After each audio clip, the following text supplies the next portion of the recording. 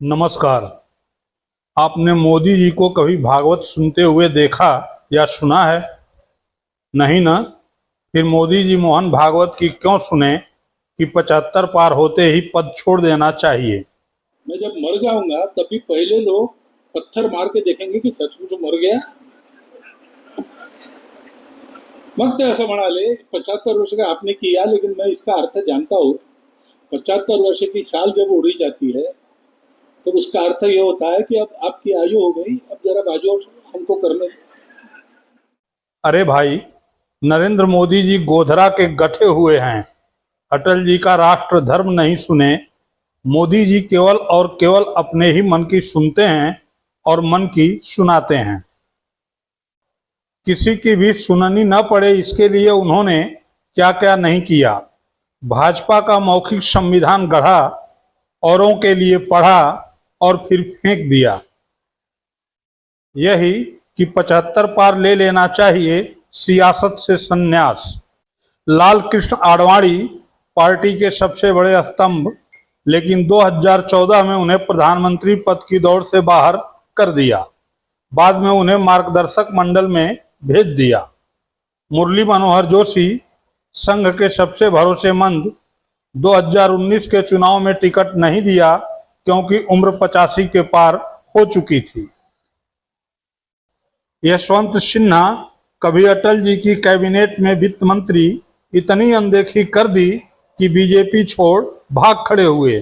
कलराज मिश्र केंद्रीय मंत्री रहे, 75 के होते ही इस्तीफा ले लिया। शांता कुमार, सुमित्रा महाजन, भगत सिंह कोश्यारी जैसों को 75 की उम्र के बाद किनारे कर दिया। ये सभी मोदी जी को मार्गदर्शक मंडल की पीड़ा सुनाना चाहते थे, लेकिन मोदी जी ने एक की न सुनी।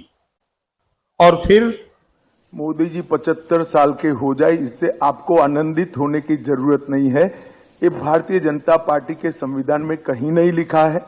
मोदी जी ही ये टर्म पूरी करेंगे और मोदी जी ही आगे देश का नेतृत्व करते रहेंगे। इसमें भारतीय जनता पार्टी में कोई कंफ्यूजन नहीं है। ये कंफ्यूजन खड़ा करना चाहिए।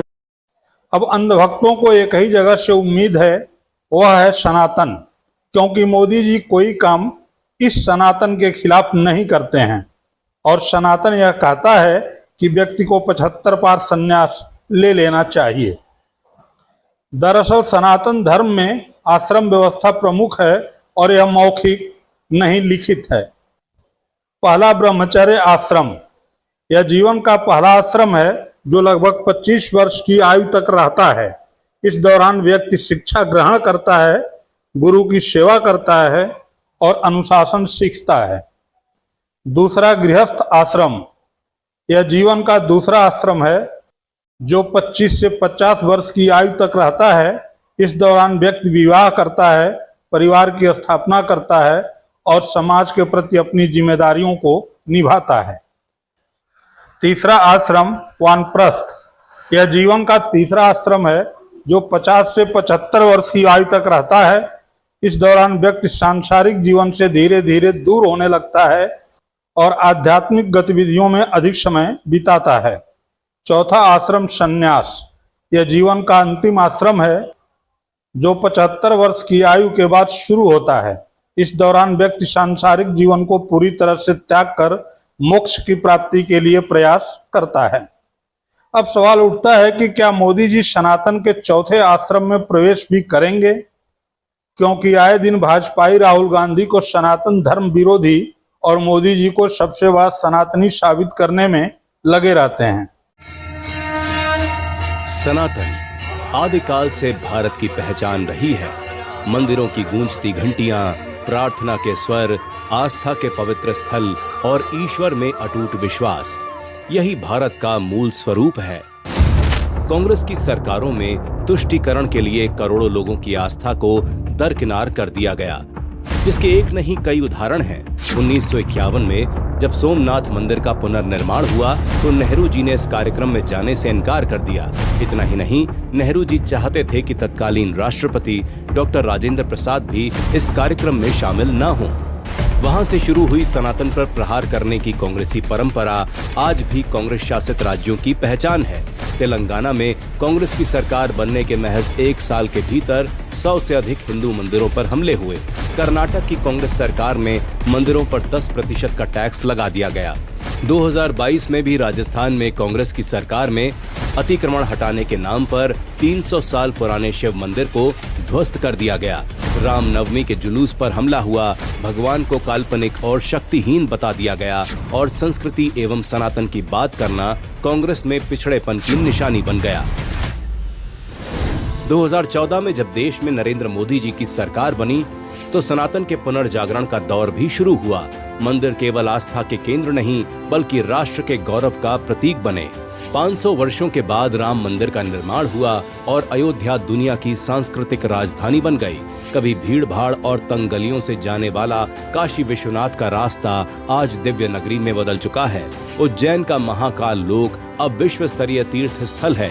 कामाख्या मंदिर कॉरिडोर से लेकर 4 धामों को जोड़ने तक अब आस्था के केंद्र अर्थव्यवस्था की रीढ़ बन रहे हैं। स्वदेश दर्शन, प्रसाद, हृदय जैसी योजनाएं भारत की विरासत को विकास का प्रतीक बना रही हैं। विदेशों से भारत की 340 से अधिक सांस्कृतिक धरोहरें वापस लाई गई हैं और अबू धाबी जैसे देशों में बन रहे विशाल हिंदू मंदिर विश्व भर में सनातन के ध्वजवाहक बन रहे हैं। कांग्रेस ने जहां संस्कृति को बोझ समझा, वहीं मोदी सरकार ने उसे भारत की आत्मा माना। एक तरफ हम अपने गौरवशाली अतीत की ओर लौट रहे हैं और दूसरी तरफ विकसित भारत के लक्ष्य की ओर आगे बढ़ रहे हैं।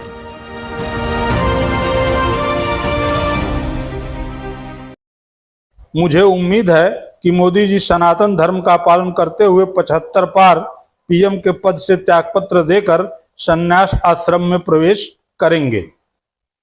उम्मीद इसलिए भी है कि उनके प्रिय और देश के गृह मंत्री इस बात का संकेत दे चुके हैं। मैंने तो तय किया है कि मैं जब भी रिटायर्ड हो जाऊंगा, मैं मेरे बाकी का जीवन वेद, उपनिषद और प्राकृतिक खेती के लिए खर्च करूंगा। तो एक हर्षोल्लास की लहर पूरे देश में कल शाम से दौड़ गई जब से मोहन भागवत जी का ये बयान सबके सामने आया। तो आप सब खुश हो जाइए, क्योंकि भारत की आत्मा के, भारत के संविधान के अच्छे दिन आने वाले हैं, क्योंकि नरेंद्र मोदी और मोहन भागवत जाने वाले हैं। फिलहाल आपका क्या मानना है? मोदी जी 75 बार पीएम पद से त्यागपत्र देंगे या 2029 में भी अपने को आजमाएंगे? अपनी राय कमेंट बॉक्स में जरूर लिखें। चैनल को सब्सक्राइब करें, वीडियो को लाइक करें और मित्र मंडली में साझा करना न भूलें। बहुत बहुत धन्यवाद।